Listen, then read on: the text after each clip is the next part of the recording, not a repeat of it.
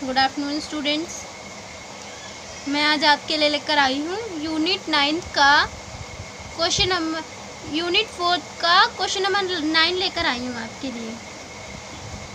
उम्मीद करती हूँ आपको मेरे सारी वीडियोस पसंद आती होंगी अगर आप देखते होंगे, और अगर आप मेरी सारी वीडियो देखते हैं या फिर देखना चाहते हैं तो मेरे इस चैनल को सब्सक्राइब ज़रूर कर लेना ताकि मेरी सारी वीडियोस आप तक पहुंचती रहें। और अगर आपको मेरे सारे पॉइंट समझ भी आ रहे हैं, अच्छे लग रहे हैं, तो उन्हें लाइक ज़रूर कर दीजिएगा स्टूडेंट्स, और अपने फ्रेंड्स में भी शेयर करिए और हर एक पॉइंट को डिस्कस भी करिए ताकि हर एक पॉइंट के बारे में आपको भी नॉलेज हो सके अच्छे से। तो चलिए हम शुरू करते हैं। आज हमारा यूनिट 4 का क्वेश्चन 9 शुरू करते हैं, पार्ट 9। आज का हमारा क्वेश्चन है कि स्वतंत्रता के पश्चात जो स्त्रियां हैं उनका विकास कैसे हुआ था, उसके बारे में हम डिटेल में पढ़ेंगे। और इसे आपको 20 मार्क्स का भी आ सकता है एग्ज़ाम में, और ध्यान से पढ़ेंगे तो ईज़िली मार्क्स गेन कर लेंगे आप। शिक्षा के स्तर में स्वतंत्रता के बाद जो हमारे ग्रेट लीडर थे, राजा राम मोहन रॉय और महात्मा गांधी जैसे लीडर जो थे, उन्होंने समाज सुधारक जिन्हें कहा जाता है, ये राजनीतिक लोगों ने नारी शिक्षा के महत्व पर काफ़ी जोर दिया। इन्होंने काफ़ी ध्यान दिया और इनके सरकारी तथा गैर सरकारी संस्थाओं ने इनके महत्व को समझते हुए नारी शिक्षा को प्रोत्साहित भी किया और यह महसूस किया कि नारी शिक्षा के बिना राष्ट्र कभी भी उन्नति नहीं कर सकता, जिसमें पंचवर्षीय योजनाओं के तहत नारी शिक्षा के प्रचार व प्रसार का पूरा प्रयास किया गया। और इसमें आने वाले समय में इन्हें पुरुषों की शिक्षा प्रगति की तुलना में बहुत अधिक पीछे रह जाएंगे। इस चीज़ों को सोचते हुए इन्होंने सारी पंचवर्षीय योजनाओं में ध्यान दिया। आगे चलकर क्या था कि ग्रामीण क्षेत्रों में तो इनका आंकड़ा और अधिक कम हो जाता था, लेकिन नारी शिक्षा के लिए अभी और प्रोत्साहन की ज़रूरत थी। उस वक्त हमें ये सब चीज़ें भूलना नहीं चाहिए। बताया गया है कि गांव में वास्तविक और जो सच्चा भारत है हमारा, वो कहते हैं ना, सही मायने में गांव में ही बसता है। जब तक ग्रामीण औरतों की शिक्षा का समुचित विकास नहीं होगा, हमारा देश शिक्षित नहीं होगा। जैसे इसके कुछ सुझाव दिए हैं। पहला है कि शिक्षा के अवसरों में इजाफा, इंक्रीज इन एजुकेशनल अपॉर्चुनिटीज़ जो होती हैं उनमें क्या करना चाहिए। नारी जो शिक्षा के स्तर को पुरुष शिक्षा स्तर तक लाने के लिए सरकार द्वारा औरतों के लिए शिक्षा के अवसरों का इजाफा करना चाहिए। जीवन के सुख साधन, एमिनिटीज़ ऑफ लाइफ, लड़कियों के लिए जीवन संबंधी उन सभी सुख सुविधाओं की व्यवस्था की जानी चाहिए जो लड़कियों के लिए जरूरी है या उपलब्ध है। नारी शिक्षा के लिए सामान्य स्थान यानी normal place for women students. शिक्षा विभाग में जैसे यूजीसी द्वारा महाविद्यालयों के लिए शिक्षा कार्यक्रम तो इस प्रकार से तैयार किए जाने चाहिए जिसमें लड़कियों को भी सामान्य माहौल मिल सके और वो उसमें एडजस्ट हो सके। शिक्षा निर्देश, लड़कियों को उनकी रुचि दृष्टिकोण ध्यान में रखते हुए उनको शिक्षा निर्देश दिए जाने चाहिए। समाज में सामान्य स्थान प्राप्त करने में सहायता यानी helping women in procuring normal place in society. इसमें शिक्षा व्यवस्था की जाए ऐसी जिसमें नारी उसकी सहायता से समाज में समान दर्जा प्राप्त कर सके और सदियों से लगा दोयम दर्जा रूपी अभिशाप खत्म हो सके। फिर आता है कि हमारा सह शिक्षा केंद्र में को एजुकेशनल सोसाइटी इंस्टीट्यूशन, ऐसी सह शिक्षा केंद्रों की स्थापना की जानी चाहिए जिसमें नारियों की ज़रूरत हो, उनको महत्व दिया जाए जितना कि पुरुषों को दिया जाता है। समान वेतन, इक्वल सैलरीज, इसमें उनको उतना एक स्तर पर काम करने वाले पुरुष अध्यापकों तथा महिला अध्यापकों के समान ही उन्हें वेतन मिलना चाहिए यानी सैलरी मिलना चाहिए। विनम्रता एवं सामाजिक जिम्मेदारियाँ, कर्टसी एंड सोशल रिस्पॉन्सिबिलिटी, पुरुष अध्यापकों को महाविद्यालयों में अधिक विनम्रता तथा सामाजिक जिम्मेवारियाँ उठानी चाहिए। उसके बाद आता है कि हमारा स्त्री शिक्षा की राष्ट्रीय कमेटी के क्या सुझाव रहे हैं। तो जो 1958 में श्रीमती दुर्गाबाई देशमुख की अध्यक्षता जो कमेटी की अध्यक्षता थी, उन्होंने शिक्षा के विकास के लिए बहुत सारे सुझाव दिए हैं। जैसे है पहला कि हमारा सार्वभौमिक नामांकन यूनिवर्सल एनरोलमेंट। कमेटी में जो नारियों की शिक्षा है उसको प्रोत्साहित करने के लिए उन्होंने 6 से 10 साल तक की सभी लड़कियों के नामांकन का कार्य 1981 तक पूरा हो जाना चाहिए, उन्होंने ऐसा सुझाव दिया है। फिर आता है कि खाई को पाटना, क्लोजिंग द गैप। पुरुष शिक्षा तथा महिला शिक्षा के बीच जो खाई है उसे खत्म करना। आपसी सहयोग, सिक्योरिंग कोऑपरेशन। इस आयोग के अनुसार नारी शिक्षा की सफलता के लिए अर्ध सरकारी संगठन, निजी संस्थाओं, अध्यापक संगठन और जनता आदि को भी सहयोग देना होगा। फिर आता है कि हमारा विस्तृत सुधार कार्यक्रम, एक्सटेंशन प्रोग्राम्स फॉर इम्प्रूवमेंट्स। विद्यालयों में विस्तृत सुधार के लिए हमें सभी प्रयास करने चाहिए हर संभव।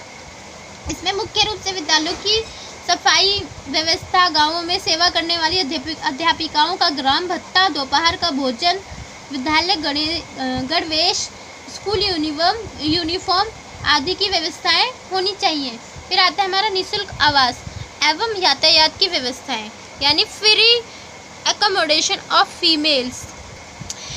इसमें निःशुल्क आवास, यातायात की सुविधाएं उन्हें प्रदान करी जानी चाहिए जो अलग थलग दूर दराज क्षेत्रों से, पिछड़े क्षेत्रों से संबंध रखते हैं या वहाँ से आते हैं, उन्हें ये सारी सुविधाएं प्रदान कराई जानी चाहिए।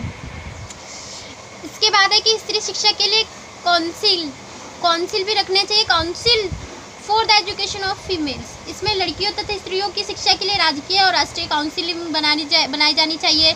स्त्री शक्ति की ज़रूरतों का अनुमान लगाया जाना चाहिए, यानी estimate of the women power requirements. पंचवर्षीय योजनाओं के लिए योजनाबंदी आयोग की स्त्री शक्तियों का अनुमान लगाना जाना चाहिए, जिसमें क्या है कि प्रचार कार्यक्रम, पब्लिसिटी प्रोग्राम, छात्रवृत्ति स्कॉलरशिप की व्यवस्था, सहयोग की प्राप्ति, सेक्योरिंग कोऑपरेशन ऑफ पब्लिक, ऐच्छिक संगठनों की सहायता, असिस्टेंस टू वॉलंटरी ऑर्गेनाइजेशंस, शिक्षा की जारी रखने की सुविधाएं, फैसिलिटी फॉर कंटिन्यूएशन क्लासेस, प्रौढ़ नारियों के लिए संयुक्त course, condensed course for adult women, सह शिक्षा, एनकरेजमेंट टू को एजुकेशन। फिर उसके बाद आता हमारा स्त्री शिक्षा के लिए कौन से राष्ट्रीय काउंसिलिंग बनाए गए थे। तो पहला है कि स्त्री शिक्षा के सुधार के लिए जो कार्यक्रम एवं निगम आदि बनाने का सुझाव भी दिया गया था। स्त्री शिक्षा के विस्तार के लिए योजना बनाने का सुझाव, आम जनता को स्त्री शिक्षा के विषय में जानकारी देना तथा विभिन्न साधनों के बारे में बताना, सरकार को लड़कियों की विद्यालय शिक्षा के विषय में भी सुझाव देना, सरकार को लड़कियों की महाविद्यालय स्तर की शिक्षा के विषय में बताना, स्त्री शिक्षा से संबंधित भाषाई प्रतियोगिताओं के बारे में सुझाव देना, स्त्री शिक्षा के क्षेत्र में हुई प्रगति के विषय में जानकारी देना, स्त्री शिक्षा से संबंधित खेज कार्य करने का सुझाव, स्त्री शिक्षा के मार्ग में आने वाली कठिनाइयों तथा मुश्किलों की सूची बनाकर उन्हें सुझाव देना। तो ये थे हमारे सुझाव। अब हमारा कि वक्तव्य कमेटी के सुझाव कुछ थे, जिसमें रिकमेंडेशन ऑफ वक्तव्य कमेटी थी।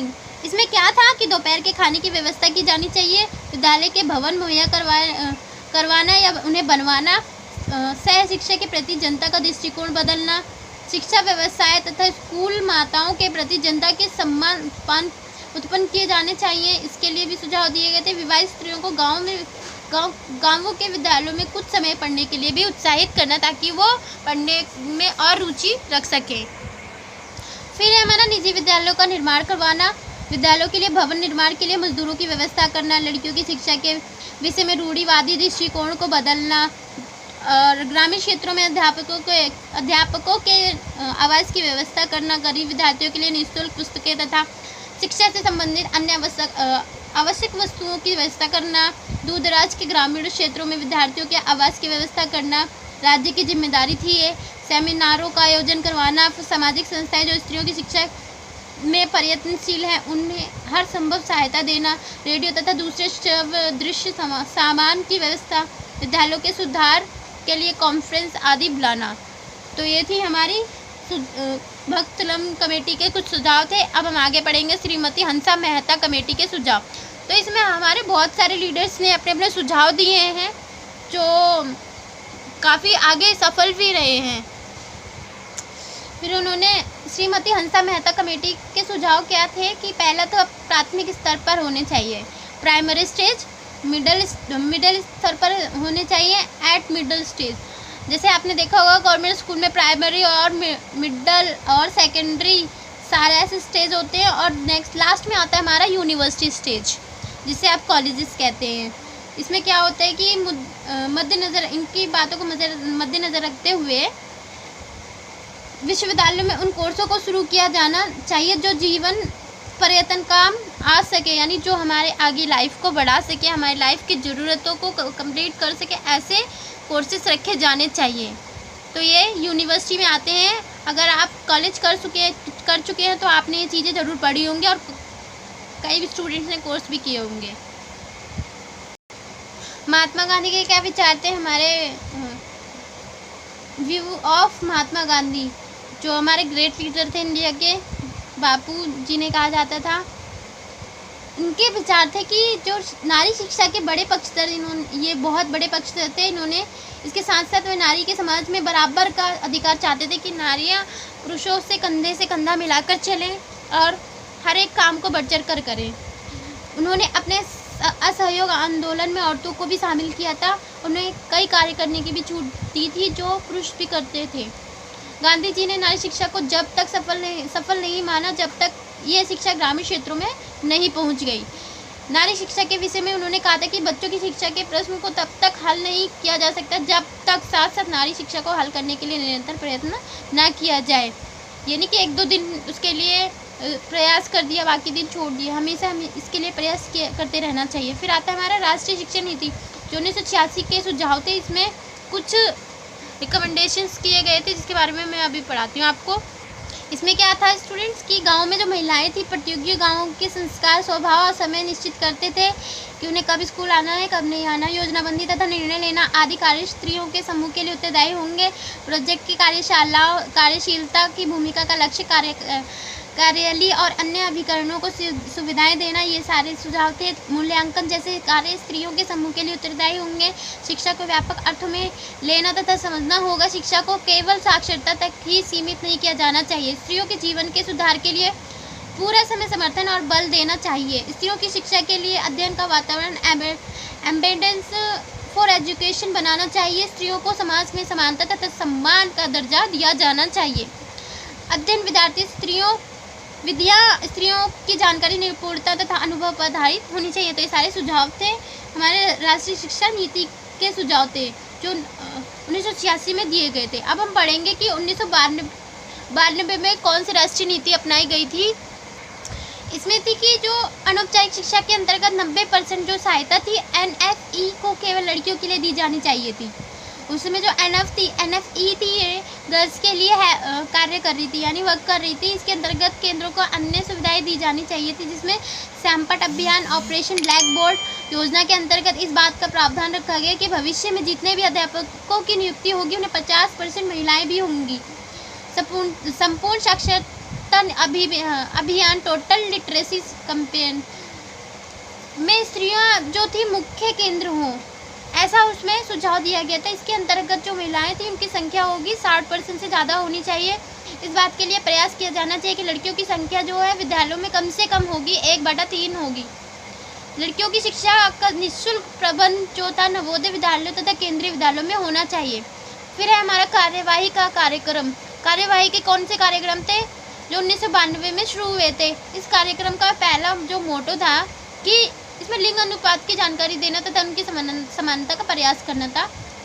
इसमें औरतों को किसी भी सूरत में राष्ट्रीय तथा अंतर्राष्ट्रीय विकास के लिए प्रोत्साहित करना था जैसे तैसे, जिसमें स्त्रियों और पुरुषों की लिंग समानता के ये वर्तमान मूल्यांकन विधि को काफ़ी बदलना था कि चेंजेस कर सके इस चीज़ों को। फिर था स्त्रियों के विकास के लिए संस्थाओं की सीधी भूमिका, अध्यापकों की सिखलाई, निर्णय लेने वाले, योजना बनाने वाले द्वारा लिंग समानता लाने के लिए महत्वपूर्ण तथा सही भूमिका अदा करना। फिर है हमारा कि लक्ष्यों की प्राप्ति के लिए आधुनिक तरीकों को ढूंढना था। ये जो कार्यवाही थी ये जो हमारे प्रयास किए गए थे, जो सुझाव दिए गए थे उनके तहत था।